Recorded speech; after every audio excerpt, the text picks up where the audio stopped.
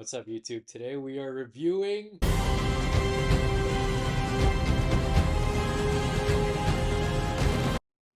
Ever since the Supergirl movie came out, I just wanted to talk about it. I love this movie. I know a lot of people don't, but me personally, I have a love relationship with this movie.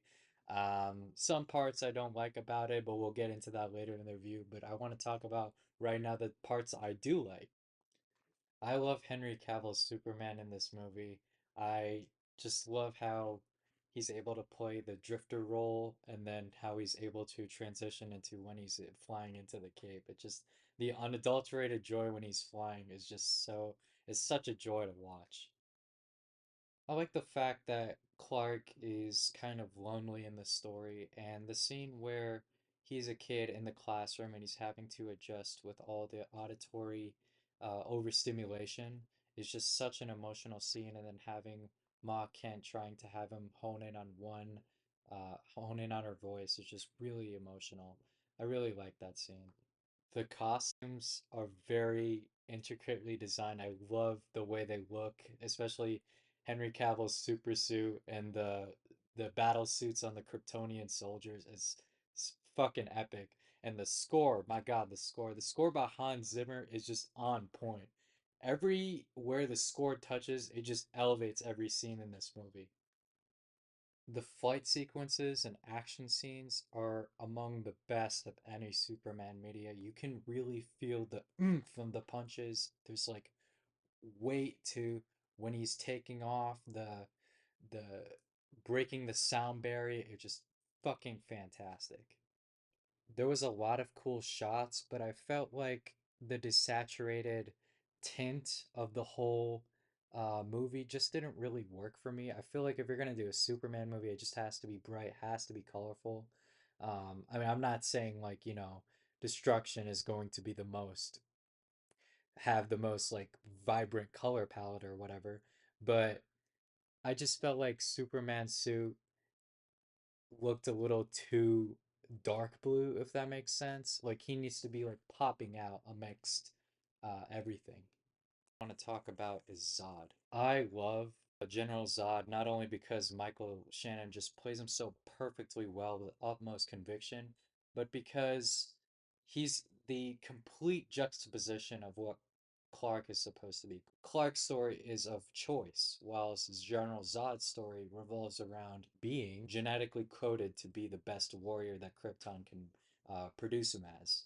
He tries to kill Baby Cal. He kills one of the Kryptonian Council. He kills Jor-El in a fit of rage. Even when he first comes to Earth, he makes a threat towards humanity. Surrender within 24 hours or watch this world suffer the consequences. So, why didn't Zod just terraform another planet besides Earth? It's like asking why didn't Thanos redouble all the resources instead of eliminating half of all the universe? Thanos doesn't actually care about the universe's benefits. He just cares about that his way is the right way, that snapping at half of all of humanity is the only way to do it. That's why they called him the Mad Titan.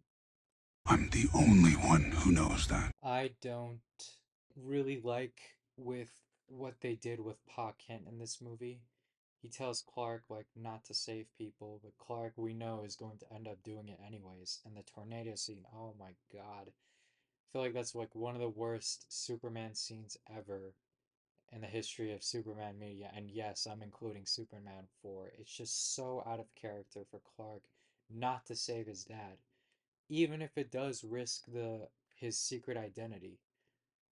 It's just un-Superman like, and I hate that scene to the core.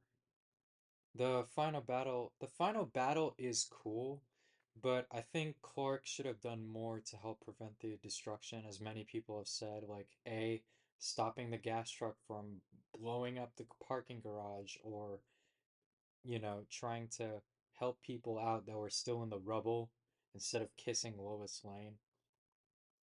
Lois was kind of a damsel in distress in this movie. I don't really care for the romance between her and Clark. I just felt like it was rushed and it was there for, oh, because it was in the comic, it has to be in the movie kind of thing.